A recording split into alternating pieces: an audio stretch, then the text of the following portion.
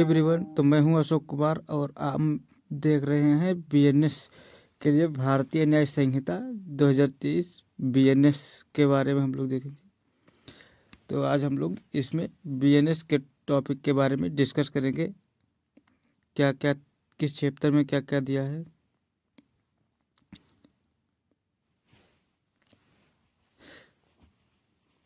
तो भारतीय न्याय संहिता बीएनएस में अपराध क्या है और इसका हम लोग टॉपिक डिस्कस करेंगे, क्या क्या टॉपिक इसमें आते हैं और इसका शुरुआत करेंगे।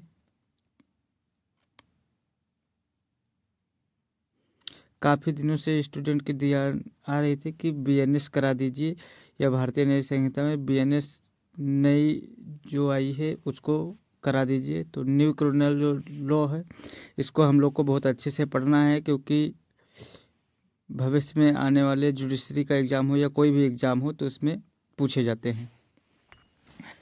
तो ये वीडियो आपके लिए बहुत मोस्ट इम्पोर्टेंट है, तो आप लोग ध्यान से पढ़िएगा और एक एक टॉपिक को समझिएगा। तो आज के वीडियो में हम स्टार्ट करते हैं, तो वीडियो के लास्ट तक बने रहिए। हम लोग भारतीय क्या क्या पढ़ेंगे, बीएनएस में हम लोग क्या क्या पढ़ेंगे। आज जो हमें भारतीय न्याय संहिता के सामान्य बातें, एक्ट नंबर कौन सा है और कब से लागू हुई, इसमें कितने सेक्शन हैं, इसके बारे में हम लोग पढ़ने वाले हैं। पढ़ेंगे अपराध क्या है। दूसरा हम लोग पढ़ेंगे कि अपराध क्या है, अपराध और मीनिंग किसको कहते हैं। इसके बाद हम लोग अपराध की परिभाषा देखेंगे, फिर अपराध के आवश्यक तत्व क्या क्या हैं, अपराध के चरण ये लास्ट में देखेंगे, स्टेज ऑफ क्राइम, अपराध के चरण इसमें हम लोग पढ़ेंगे। अगर हमें बीएनएस समझना है तो इन सारे चीज़ों को डिस्कस करना ज़रूरी है। तो आगे हम लोग सेक्शन वाइज पूरा कवर करेंगे।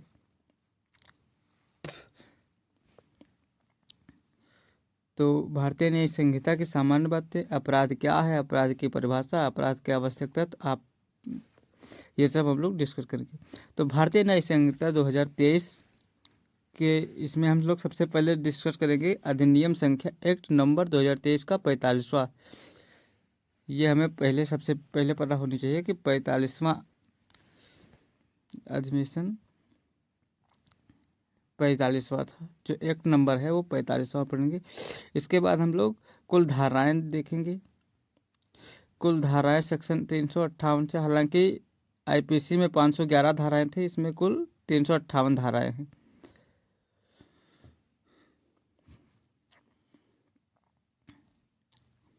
तो इसमें हम लोग कुल अध्याय चैप्टर 20 भी देखेंगे और हम लोग देखेंगे,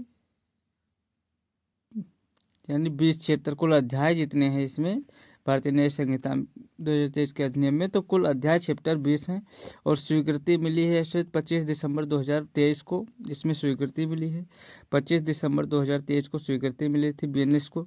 और प्रारंभिक क्राइम इन्फोर्स 1 जुलाई 2024 से लागू किया गया, प्रारंभिक हुआ। तो ये कुछ इंपॉर्टेंट चीज़ें जो इसको हम लोग देखेंगे एक एक टॉपिक करके के अगले वीडियो में। जैसे आप लोग जुडिशरी का एग्ज़ाम दे रहे हैं, एलएलएम का एग्ज़ाम देख ले तो 2023 का 45वां में पूछ लिया जाता है। तो एलएलबी वाले खासकर बच्चे और जुडिशरी का जो एग्ज़ाम तैयारी कर रहे हैं उनके लिए तो जो ये क्लियर हो जाएंगी, तो आप लोग पेपर देने में आसानी हो जाएगी। तो इसमें हम देखेंगे अपराध क्या है। अपराध क्या है, तो अपराध के बारे में हम लोग देखेंगे। अपराध क्या है, तो विधि वर्जित दंड का प्रावधान है।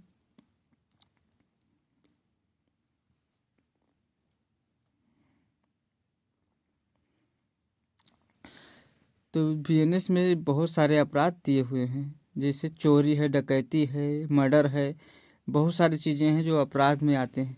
तो इस तरह के अलग अलग डिफरेंस दिए जाते हैं, तो इसके अलग अलग डिफिनेशन होती हैं। वो जो क्राइम करता है जैसे चोरी, डकैती, मारपीट, ये सब अपराध ही तो है। तो विधि द्वारा वर्जित दंड और दंड का प्रावधान है, मतलब इसमें दो तरह के अपराध शामिल हैं। इसका डिफिनेशन देना होगा कि अपराध किसको कहते हैं।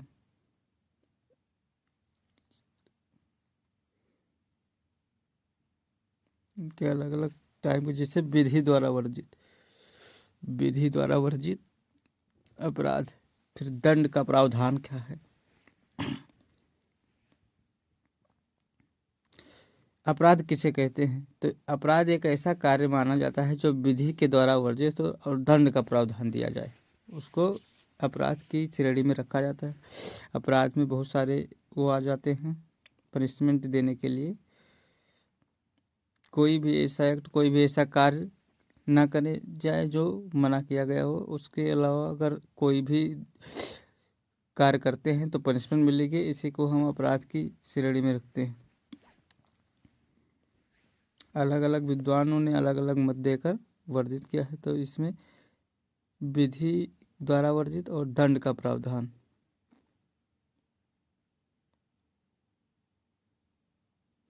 बीएनएस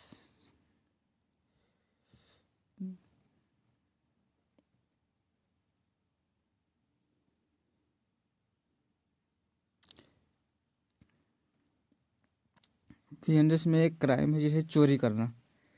चोरी करता है कोई अगर, तो बीएनएस में एक क्राइम है ये चोरी करना, चाहिए किसी का मर्डर करना या फिर किसी को मारना पीटना, ये भी एक अपराध की श्रेणी में ये आता है।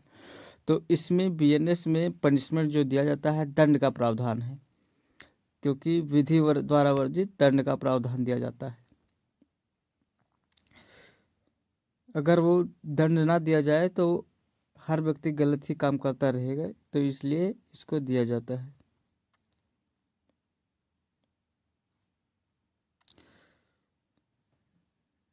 वो गलत थे। और अब इसमें तो अब हम लोग देखेंगे अपराध की परिभाषा, डिफिनेशन ऑफ क्राइम। अपराध क्या है, अपराध की परिभाषा, डिफिनेशन ऑफ क्राइम आ जाएगा। तो अपराध की परिभाषा हम लोग देखेंगे, डिस्कस करेंगे अपराध की परिभाषा। तो केनी ने महोदय ने अपराध के अलग अलग परिभाषा दिए हैं, लेकिन हम लोग इसमें दो ऐसे लोगों को लिया है जो इस तरह से डिफिनेशन हो सकता है। हम लोग तो स्टेट लॉ के हिसाब से हम लोग देखेंगे अपराध वह कार्य है जिसे राज्य विधि द्वारा प्रतिबंधित किया गया है और जिसके लिए दंड निर्धारित किया गया है।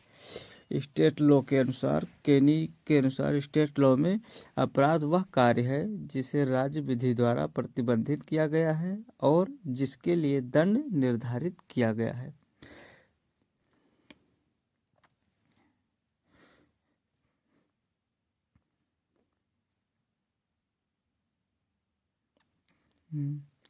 जिसे कोई चोरी करता है और उसके लिए प्रतिबंधित किया गया है स्टेट में और स्टेट लॉ में, तो उसके लिए दंड निर्धारित किया गया है। इसमें सामंत ने कहा अपराध एक ऐसा कार्य है जो विधि द्वारा निषिद्ध है और जिसका उल्लंघन राज्य द्वारा दंड के रूप में दमन किया जाता है। और प्रोहिबिट है लॉ के द्वारा, लॉ में इसको मना किया गया है और दंड देना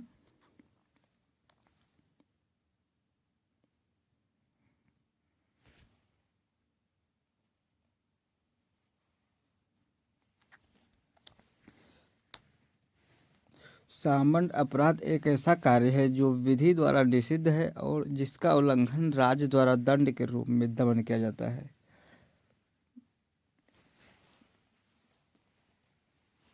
उसके लिए पनिशमेंट भी होती है और यही सेम बात होती है।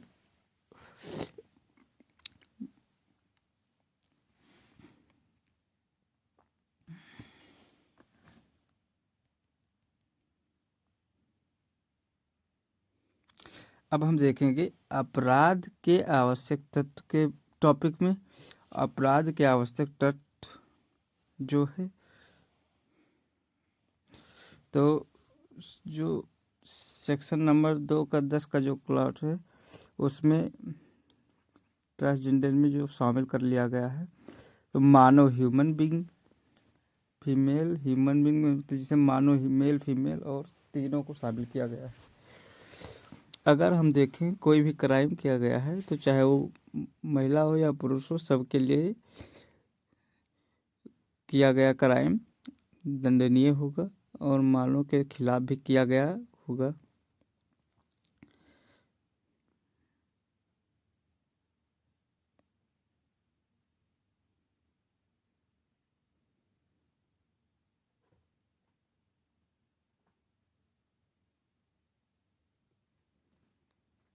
और ये जिसके ऊपर होना है वो भी मानव होना चाहिए।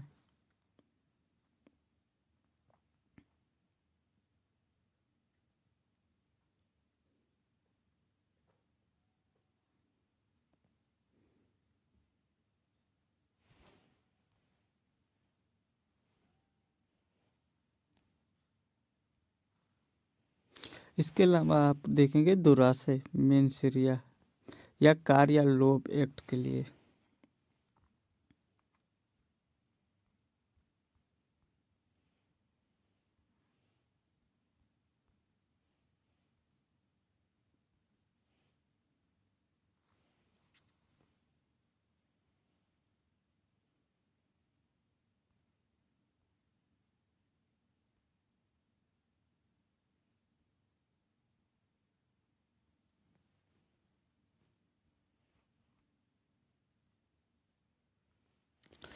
तो अपराध की परिभाषाओं और आवश्यक तत्वों में आमतौर पर अपराध को एक ऐसा कार्य माना जाता है जो विधि द्वारा वर्जित हो तथा जिसके लिए विधि में दंड का प्रावधान किया गया हो। लेकिन अपराध का अर्थ केवल यही तक सीमित नहीं रहता है, बल्कि कई विधि शास्त्रों ने अपराध को अलग अलग शब्दों में परिभाषित किया है। टेरेंस मारिन्स के अनुसार अपराध गया है जिसे कार्य को समाज आपराधिक विधि के अतिक्रमण के रूप में स्थापित कर अपराध कहलाता है। विधि के बिना अपराध बिल्कुल नहीं हो सकता है, बल्कि रोष हो सकता है। आमतौर पर अपराध को एक ऐसा कार्य माना जाता है जो विधि द्वारा वर्जित है तथा जिसके लिए दंड का प्रावधान किया गया है। टेरेंस मारिन्स ने अपराध गया है जिसे कार्य को समझ अपराध विधि के अतिक्रमण में रूप में स्थापित कर कहता है कि विधि के बिना अपराध बिल्कुल नहीं हो सकता, बल्कि दोष हो सकता है। इसके अलावा बेंथम के अनुसार भी कहा गया है था कि अपराध वह है जिन्हें विधानांग ने अच्छे बुरे कारणों से निषिद्ध किया था।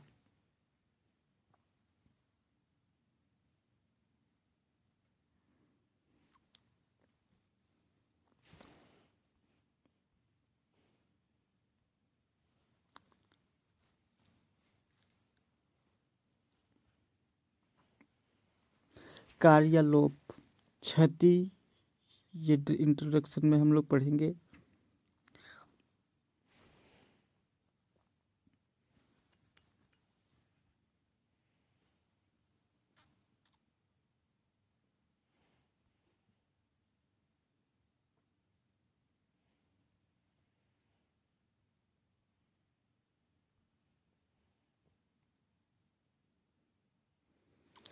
तो इसके अलावा हम लोग देखेंगे कि कार्यालोप के एक्ट रेंस में क्षति के बारे में हम लोग डिस्कस करेंगे।